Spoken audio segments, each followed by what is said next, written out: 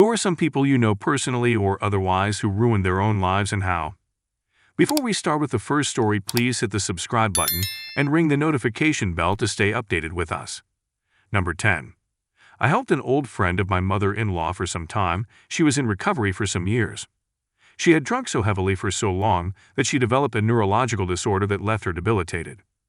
She gradually lost her balance, her motor skills and coordination, and is now hospitalized and unable to care for herself. She is almost a decade younger than me and her life of independence is over.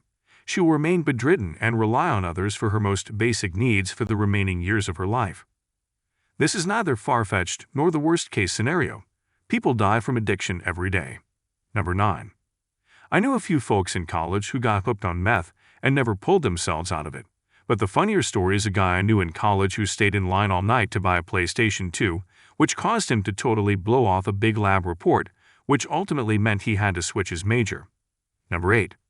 Someone in our friend group keeps having kids with people and then leaving him financially because of child support. He can't hold any jobs and has stolen from friends. Right now, he's crashing on one of my friend's couches. I don't know why they are allowing him to stay there. Number 7. Family member addicted to shopping. Her and her husband made really good money and could have had a very comfortable life. Every single year she decided she didn't like their house, sold at a loss, and then renovated and bought all new designer furniture for every new house. On top of that, she constantly bought multiple pieces of the same designer clothes and jewelry. Why? Art, cosmetic procedures, etc. Eventually, they couldn't even get a mortgage anymore and were in an insane amount of debt, lost their cars and everything else they owned. She ended up stealing her mother's credit card to use for restaurants and attempted to make a bunch of frivolous lawsuits, which just resulted in more legal debt. Number 6. My auntie and one of her daughters. They live in a cycle of violence. My auntie got married to a druggy, violent man, had 4 kids. Every single one today deals with trauma.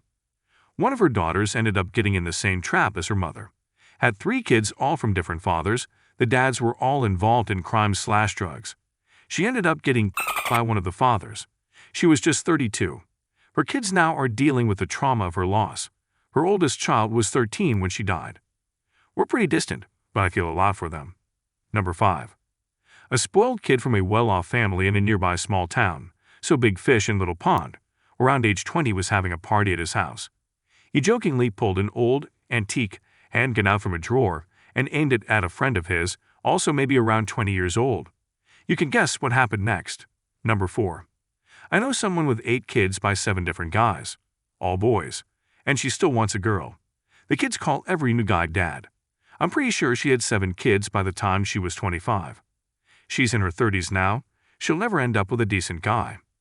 Poor kids, they all have goofy names that rhyme.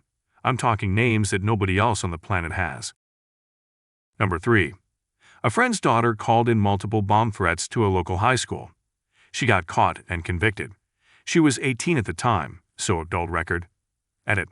This was post-9/11 events and didn't happen in the U.S. From what I understand, she didn't like a teacher and was having issues. Don't know the details. It was dozens of threats over the course of months. The police responses cost several million, and the whole community felt terrorized. She pleaded guilty and got a 3-month conditional sentence. Number 2. A friend from high school won $1,000 a week for life. Never went to college, never held down a long-term job. Always worried some lady was trying to take his money by getting pregnant or stealing it through marriage. Has had a very mediocre life without much progression or new relationships.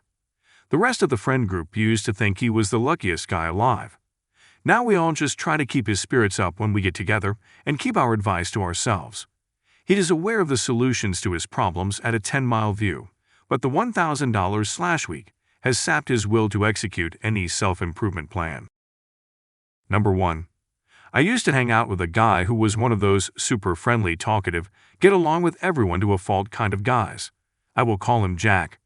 Jack was the kind of guy who would order 3 drinks and 3 shots right before happy hour ended, and then would proceed to down all 3 shots and chug 2 of the drinks. He was never really at home unless he was throwing a party, so his entire diet consisted of alcohol, weed, and takeout. Then, one day Jack collapsed and was taken to the hospital. Turns out his kidneys were shutting down. He had been taking antacids constantly and so often that it just wrecked his kidneys. They had to put him into a medically induced coma, and he was in the hospital for months. When Jack died out and we started seeing him out and about, he would still have the occasional drink, but gone were the days of ordering so many right at the end of happy hour. He didn't care about the price of the drink because he only ever had one or two. One thing he realized was that he had been spending a small fortune on booze. He could spend a quarter of that on weed and have a ton of weed. That became his new vice. That would have been fine. He was still the same guy he was before. Then Jack started going harder. It didn't take long for him to develop a very hardcore coke habit, like to the point that he was financially ruining himself. He was hiding vials in the bathroom ceiling at the bar and other places. He descended into a very bad place. All of us tried at multiple points to intervene and do something. Anything. He refused to listen or acknowledge. One by one, people turned away from him. The last time I saw Jack, he was coked out of his mind at the bar and came up and tried to talk to me. We hadn't talked in months. After a minute of rambling, I just asked him what happened to him. He asked what I meant, and I told him, "Man, you were great, and people loved hanging with you. Not everything about you revolves around your next line. What happened, man?" I wasn't upset, mad, or accusatory. I was sad. He got upset and walked away from me. I never really saw him after that. I hadn't been hanging out at that bar as much as I used to. I would hear about him here. Stories about how he was kicked out of and banned from every bar in the area. See, he was still very much into the coke, but he offset that by starting to drink heavily again and say and do that just wasn't acceptable.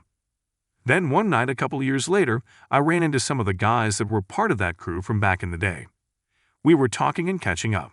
One of them had kept in touch with Jack and was telling us about how Jack had finally started to turn his life around.